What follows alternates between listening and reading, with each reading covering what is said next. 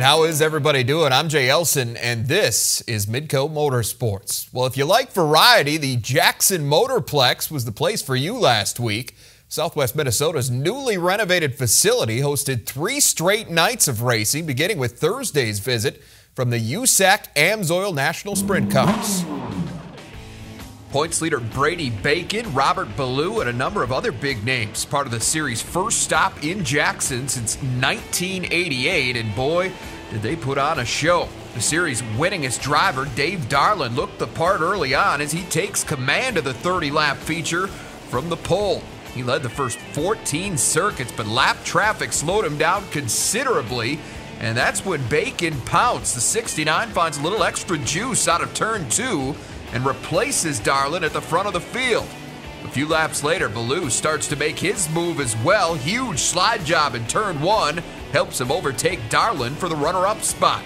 That set the stage for a great battle. Ballou reeled in Bacon enough to show him the nose a couple of different times over the final few laps, but he couldn't quite make the pass. Brady Bacon brings home the bacon in Jackson as he holds off Ballou for his second series win. Lap traffic slowed us up quite a bit, but I knew I was getting through it about as good as I could, and I knew, if I just got through it quick, that he was going to have to deal with them too. So fortunately, we were able to stay ahead of him through that and stay ahead till the end, but it was pretty close. Sometimes when you're the leader, it's not necessarily the best position to be in going into lap traffic. There would be more excitement in the 305 sprints as a couple of Sioux Falls guys went head-to-head late in the race. Jesse Lindbergh dominated for much of the night, but the one thing he couldn't outrun was the caution flag. That came out with 3 to go, and off the restart, Lindbergh found himself in a real fight with Caleb Johnson. The 7L fends off the 22's first challenge, but the final lap was a different story. Johnson completes the pass and rolls into victory lane for the first time in 2016. Once I kind of got that yellow, it kind of made me a little more excited because I knew if I had a restart, I maybe had a chance, and I kind of just had to choose where he wasn't going to go, and luckily enough it worked because he was on the top in 3 and 4 and I was on the bottom, so luckily I could make the move. The final race of the night featured the IMCA Sport Mods, and everyone was trying to catch the Sway City outlaw Matt Luft. Jason Andrews was really the only guy that managed to gain ground on the 9 car. He moves the 03Z into second after starting 12th. Andrews used a couple of late restarts to make things interesting down the stretch, but Luft refused to give up the lead. He goes wire to wire for the win, his first of the year at Jackson Motorplex. She was hooking up. The track was pretty good. It was no points or anything tonight, so we tried a bunch of different stuff. I don't know if it really worked that great, but there's still a lot of speed in the car, so that makes us happy. The show got even bigger Friday as the World of Outlaws made their only appearance of the season.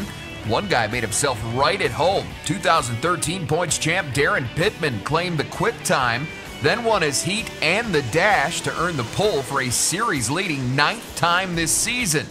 He'd have his hands full at the start of the 30-lap feature, though. Joey Saldana, who won in the Outlaws' last appearance at Jackson in 2014, gets credit for leading the first circuit, but Pittman quickly reclaims that top spot on lap 2.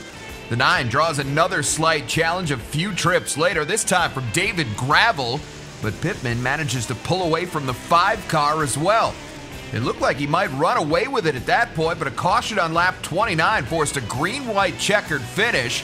That gave Kerry Madsen a shot. The madman, who'd climbed all the way from 12th, did his best to reel in the leader, but never got closer than a couple of car lengths. Bottom line, this was Pittman's night. He completes the sweep at Jackson to earn his 2nd career win at that track and his 5th with the Outlaws this season. We just had a good car. We unloaded fast, and we were really good at I-82, and I was pretty confident. This track's, has a few similarities to that.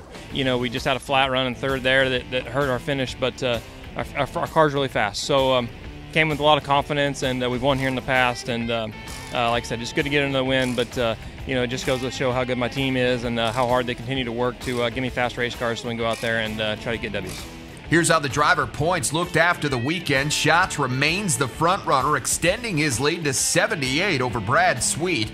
Pittman, meanwhile, moves up 1 spot to 3rd. He's followed by Shane Stewart and Gravel. While the Outlaws own the spotlight in Jackson, the NLRA late models highlighted Friday's show at Red River Valley Speedway. A record 96 cars came out to compete, including 16 pure stocks, and the 21 of Moorhead's Tim Church was at the top of the lot. Church, a 52-year-old rookie, started second, but led every lap en route to his first win in West Fargo. Yeah, it was awesome. I just got out front and just drove my own lines, drove my own race. It's a huge win for me. Grew up hanging around with the Van Mills, and Corey's my brother-in-law, and used to pack track with his late model back in the 80s and 90s, and this is the biggest win of my career. This is super. Another Moorhead guy found himself at the front of the IMCA Sport Mods. Luke Johnson drives his 8J to the lead with 9 to go, although caution flags kept him from sustaining any kind of real momentum. Johnson, though, able to weather the storm, including some late pressure from the zero of Robbie Rosselli as he goes on to get his first victory of the year. The Wissota Superstocks made their first appearance at Red River Valley since 2012. A couple laps in, Jeff Kraus clips the leader Brian Bernatus, sending the 43 into the infield. Kraus sent to the back while Bernatus moved back to the front for the restart, and he picked up right where he left off. Bernatus leads the rest of the way, winning night one of the Fargo Force Superstock Series. Lucky enough, kept the nose clean. Did get one little tangle there, but it wasn't too bad. And other than that, track was good, nice and smooth. We struggled a little bit to 3 and 4, but was able to hang on. And 1 and 2, I mean, it was just flat foot all the way around. Worked out real good. Tough luck for Michael Grayseth in the IMCA Modifieds. The 17 dominated for much of the night, building as much as a half a lap lead on the 30-car field. A caution with 2 to go brought Grayseth back to the pack, but the news got worse from there. Grayseth rolls to a stop shortly after the restart. Turns out he'd lost his drive shaft, so just like that, he's done for the night. That handed the lead and eventually the win to the 4D of Rob Van Mill. Well, I was just sitting there trying to plan my move on Michael, and the dirt started flying from up underneath this car, and I seen it was broke. It's not the way I want to get it, but like I said, I'll take it. That meant it was time for the late models. We pick it up with 6 to go. Grand Forks' Brad Sang moves past Shane Edgington for second. That after starting 15th. But that's as far as he would get. No one was going to catch the hometown kid, Cole Schill. The 44 goes wire to wire for his first NLRA win of 2016. I could see the 33 car above us for a while, and I was basically just trying to hit my marks lap after lap, and the car got better as the race went on, so we're pretty excited. Well, fans definitely got more than their money's worth at Badlands Motor Speedway this weekend. Highlights and post-race reaction from Saturday's free show are coming up next. It was an unusual weekend at Badlands Motor Speedway. A week after being forced to cancel his entire racing program, owner Chuck Brennan did something that had never been done in the history of the racetrack. He let everyone in for free. As you might expect, plenty of people took advantage of the offer, with over 5,000 turning out on Saturday night. Sean Taylor's been close a couple of times this season in the street stocks division, but he'd apparently had enough of that. It was obvious from the onset that the 71 was the car to beat in this one, and no one, not even Darren Cordles, could do it. The 11K mustered a brief challenge in between a slew of restarts, but that was it. Taylor finally gets over the hump, going wire to wire for the win. Last week I come off the bottom and I got beat, and we finished second, and sometimes you got to take that with a grain of salt, go home, come back to the track, and anytime you're racing the guys that are veterans in this class, got a lot of years and a lot of experience, just try not to make the same mistake twice. That's how you grow. That's how you get better. Robbie Wolfgang found himself with a big hill to climb in the IMCA Race Saver feature. Wolfgang, who started 5th, was forced to the back of the field after a mishap on the start, but the 429 was clearly up for the challenge. Wolfgang charged toward the front. He picks off Jesse Lindbergh here for second, then starts to zero in on Colin Smith.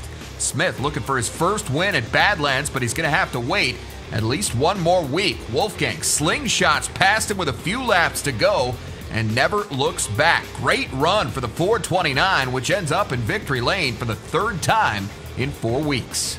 Really been fortunate in kind of avoiding accidents, and even when we get caught up in an accident, being able to regroup and get back out there and get through the field like we did tonight, and that was a really cool thing. I wouldn't have expected to get up there. It just kind of, everything fell right from the get-go, and we got that caution with a handful of laps to go and really kind of reset the field and got me closer to the leaders, so it was great.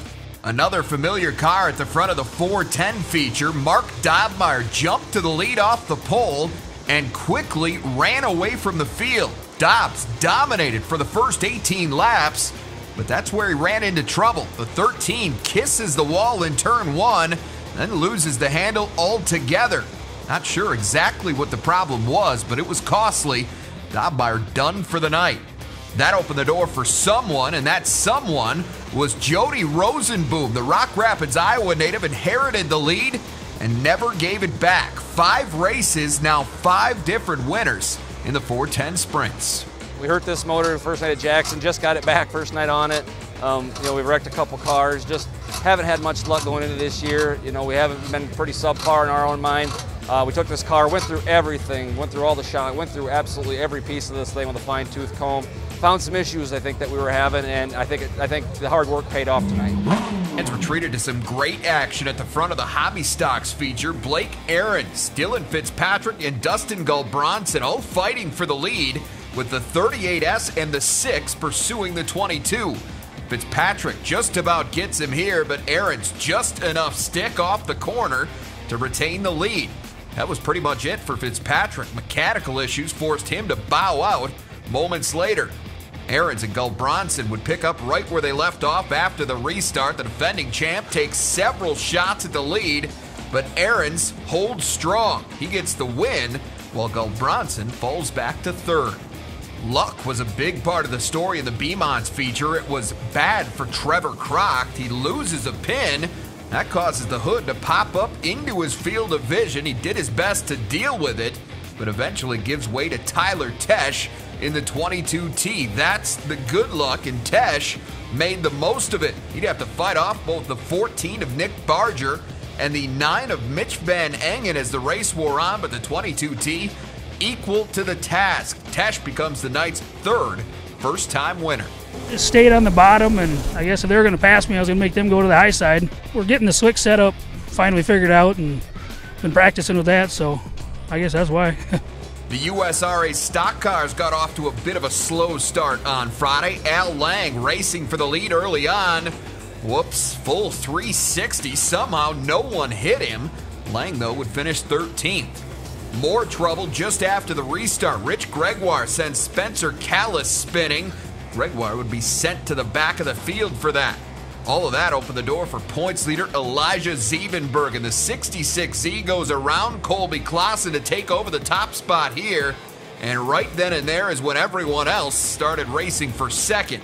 Ziebenbergen dusts the field and takes already his 4th checkered flag of the season at Rapid Speedway.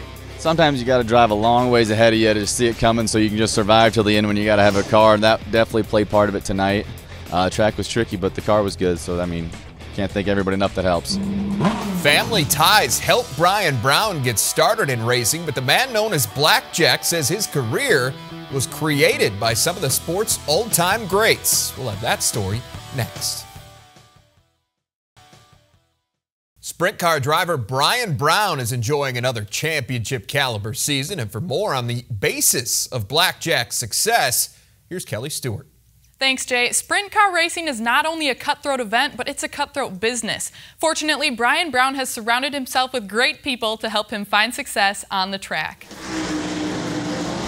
For Brian Brown, racing has always been a family business. Before the Higginsville, Missouri native ever climbed behind the wheel, he was learning the tricks of the trade from a couple of the sport's best, his grandpa George as well as his uncle Danny Lasowski. I would get out of high school or get out of grade school, and I would leave end of May, and I wouldn't come home until end of August.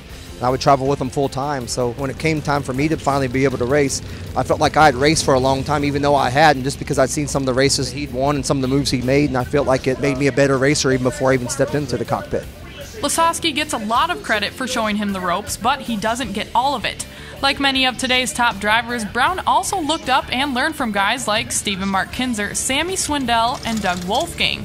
Collectively, Brown says they all helped create a much more lucrative life for his generation. I don't really feel like that we've ever had an opportunity as a driver and as a team to race at Knoxville for good money. Obviously, Todd's track here at Jackson Motorplex for good money, and then Badlands. As a driver and as a team, we're racing for more money we ever have. Without those guys paving the way and really taking our sport to the next level, I don't feel like there's guys like me that have that opportunity. So they really paved the way for guys like us to be able to come out and make a living doing what we love. As much as he loves winning and the paydays that come with it, Brown says it's important to remain humble. In fact, one of his favorite parts of being a race car driver has nothing to do with money or what happens on the track. Knowing we don't have the best night in the world and things didn't go as planned, when you come out of that trailer, you've got to put on a smile for those kids. And to see those kids that come up and give you a hug and say, oh, you did good tonight, just kind of makes it a little bit better on those bad nights. It's times like that when he's reminded of his responsibility to pay it forward. Because tomorrow's Brian Brown deserves the same opportunities yesterday's legends afforded him. For Midco Motorsports, I'm Kelly Stewart. All right, thank you, Kelly. Well, Brown has certainly been taking advantage of those opportunities. He already has 3 wins and 14 top 5 finishes between Knoxville Raceway and the National Sprint League in 2016. Well, speaking of Knoxville, Brown had a chance to add to his win total on Saturday night. Find out how he fared when Midco Motorsports rolls on. And welcome back. Well, Clint Garner has been making things look awfully easy this season at Knoxville Raceway. The Sioux Falls native captured 5 of the season's first 10 360 features, giving him 26 for his career and strengthening his grip on 3rd place on the track's all-time list. Garner would have a chance to add to that total on Saturday, but he'd have to come from 8th to do it. 16 laps in, here he comes. Garner wins a lengthy battle with Matt Morrow as he uses the bottom to sneak past the 2M. From there, Garner started sniffing for front-runner Jamie Ball. The Knoxville native had slowed a bit while dealing with back markers, but it wasn't enough for the 40 to catch him. Ball bests the champ for his first win of the season. So Garner comes up a little bit short this week, but he does get his 11th top 5 finish in as many races. No one else has more than 7. Let's move on to the 410s. Before one lap is complete, outside row 1 starter Davey Heskin takes the lead away from pole setter Josh Schneiderman. Lap 6, Brian Brown making a move. He blows past his uncle Danny Lasowski for 3rd, then sets his sights on Schneiderman. 9 trips later, though, Brown, serious issues. He loses his left front wheel, and just like that, his night would be done. Bad news for Brown, but it ended up being good news for Slammin' Sammy Swindell. The legend takes 2nd on the ensuing restart and then starts pressuring for the lead. He'd stay hot on Heskin's heels for the next several circuits and finally gets him with 1 to go. The 60-year-old Swindell makes the pass as they enter turn 3 and hangs on to become the oldest man to win a 410 feature at Knoxville, which is the 49th for his career.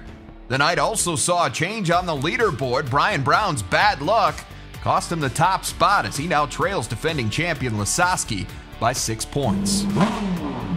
Our final stop of the week was in Wissota country for Sunday's show at Casino Speedway. Good battle for the first part of the Midwest Modifieds feature between pole setter Tim Waba in the 50 and the 27 of Les Schoon.